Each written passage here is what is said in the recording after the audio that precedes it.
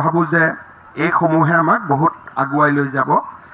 1 লাখ ৰিক্ৰুটমেন্টৰ ক্ষেত্ৰত আমি 88,547 আমি কমপ্লিট কৰিব পাৰিছো 88,547 আৰু 35,000 নিযুক্তিৰ প্ৰক্ৰিয়া বিভিন্ন পৰ্যায়ত চলি আছে from ST, SC, OBC, MOBC অৰুণোদয়ে 27 lakh মানুহৰ জীৱন স্পৰ্শ কৰিলে মাইক্ৰ ফাইনেন্সৰ লোন বহু ঘূৰাই দিয়া হ'ল অসমলৈ উদ্যোগৰ বাতাবৰণ আহিলে যোৱা কেইদিনমানত টাটা ইলেক্ট্ৰনিক্সে সেমিকণ্ডাক্টৰ ইণ্ডাষ্ট্ৰীৰ কাৰণে অসমৰ পৰা 1000 সায়েন্স গ্ৰেজুৱেট ৰিক্ৰুটমেন্টৰ কাম আৰম্ভ কৰিছে সো যিটো এটা আমাৰ কাৰণে শুভ লক্ষণ আয়ুষ্মান অসমৰ জৰিয়তে স্বাস্থ্যৰ ক্ষেত্ৰত আমি 588 কোটি টকাৰ মেডিকেল বিল ৰাজ্য চৰকাৰ আৰু কেন্দ্ৰীয় চৰকাৰে হস্পিটালত দিছে আৰু যোৱা বছৰ 4 লাখ লোকে কেশলেস মেডিকেল ট্ৰিটমেন্ট আয়ুষ্মান ভাৰত আয়ুষ্মান অসম কাৰ্ডৰ জৰিয়তে কৰিব পাৰিছে আমাৰ মই এটোকে বুজাব খুজিছো যে দা ইম্প্যাক্ট অফ গভৰ্নমেন্ট কিমান ডিপেন্ডিং হৈছে 4,800 কৃষক সন্মান নিধিৰ দ্বাৰা উপকৃত হৈছে in this last year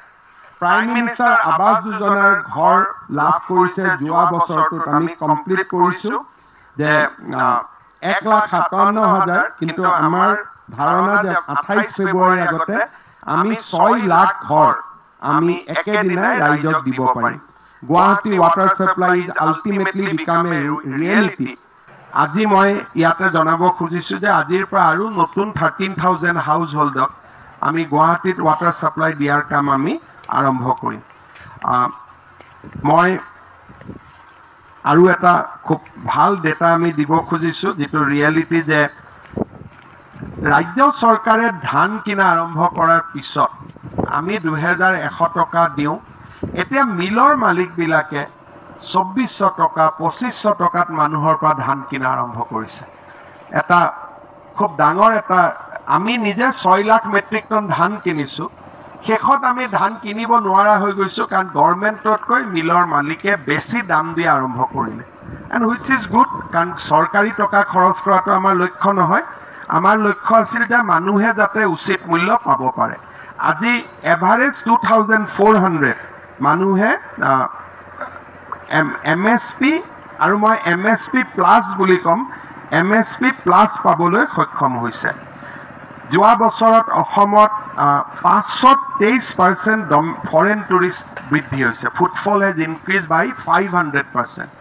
and domestic tourism has increased by 103% আমাৰ মই আগতে কৈছো যে একাডেমিক হেলথ নেটৱৰ্ক আমাৰ যথেষ্ট বাঢ়িছে আৰু মই ভাবো যে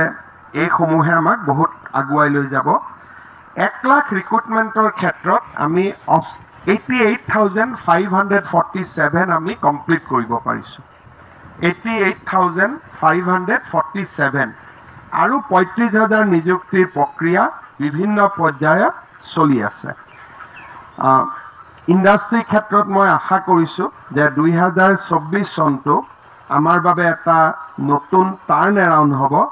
কেবাটাও মেগা ইনভেষ্টমেন্ট মই বহুত বিলাকক কব খোজ নাই বাট path breaking mega investmentor kotha Ahomot already people have shown interest and these are large industrial houses of the country these are not that mid cap the large industrial houses of the country has shown interest at least 1 or 2 projects big projects of 20,000 crore 30,000 crore of that magnitude ami 2024 sonot ami complete koribo parim moi shekhot 29 tarikhe যি আলফাৰ লগত ভাৰত চৰকাৰৰ যি আমাৰ চুক্তি হল তাৰ বিষয়ে মই দুটা পইণ্ট এই চুক্তিখনৰ দুটা দিশ অসমৰ ৰাইজৰ মই দৃষ্টিলৈকে আনিম যিয়ে নেকি আমাৰ খিলঞ্জীয়াৰ যিটো অধিকাৰৰ কথা আমি কৈ আছিলো সেইটো আমাৰ বহু দিনলৈ অব্যাহত থাকিব 2023 চনত আটাইতকৈ ডাঙৰ প্ৰাপ্তি আছিল delimitation Delimitation was carried out by Election Commission. Keneke carried out hol, ki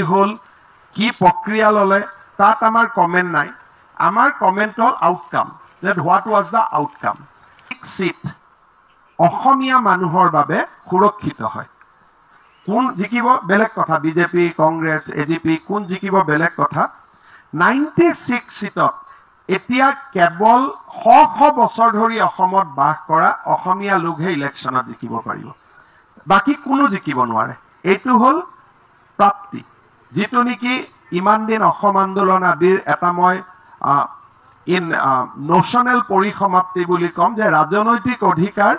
126টা সিটৰ 97টা সিটত, 98টা সিটত, 96টা সিটত,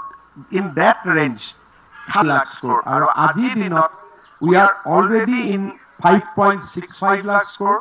The projection for 2024-25 is 6.5 lakh crore. And if we add 25-26 over that, and 1 lakh recruitment ক্ষেত্ৰত আমি 88,547 আমি কমপ্লিট কৰিব পাৰিছো। 88,547 আৰু 35,000 নিযুক্তিৰ প্ৰক্ৰিয়া বিভিন্ন পৰ্যায়ত চলি আছে।